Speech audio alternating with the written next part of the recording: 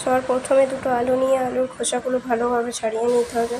তারপর লম্বা লম্বা টুকরো করে কেটে ঠান্ডা জল দিয়ে ভালোভাবে ধুয়ে নিতে হবে। আলুগুলোকে সেদ্ধ করে নিতে হবে। একটু পাত্রে একটু পরিমাণ জল দিয়ে অল্প পরিমাণ নুন নিতে হবে। কেটে রাখা আলুগুলো তার মধ্যে দিয়ে দিতে হবে। 3 ভাগের 1 ভাগ সেদ্ধ হবে, খুব যেন শুকনো না হয় সেটাও খেয়াল রাখতে হবে। এটা নেপালের বেসন, প্যাকেটটা ভালো করে দেখুন, আপনাদের দেখাচ্ছি। লেখাগুলো তো কিছুই বুঝতে পারিনি কি লেখা আছে। পরিমাণ মতো বেসন নিলাম আর কাসুরি মেথি নিলাম। এদিকে জল ফুটতে থাকুক। পেস্টটা তৈরি করে নিই। বেসন নিলাম, কাসুরি মেথি নিলাম, সামান্য পরিমাণ নুন নিলাম। লঙ্কা গুঁড়োটা দিচ্ছি না কারণ আমার মন খাবে।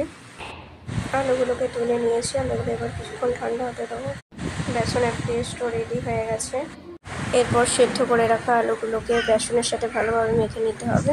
আমি ভালোভাবে মেখে নিচ্ছি, দেখুন। এরপর একটা কড়াইয়ে তেল নিয়ে বেসনের পেস্টটা দিয়ে দিতে হবে। এখানে আমি সানরাইজ চাট মশলা ইউজ করছি। আমার ফ্রেঞ্চ ফ্রাই রেডি হয়ে গেছে। আমি চাট মশলা দিয়ে দিয়েছি আর সস নিয়ে নিয়েছি। আপনারাও বানিয়ে ফেলুন ফ্রেঞ্চ ফ্রাই। খুব ভালো হয়েছে মা, গরম আছে তো। বাড়িতে তৈরি করে দেখতে পারেন, খুব সুন্দর খেতে হয়েছে।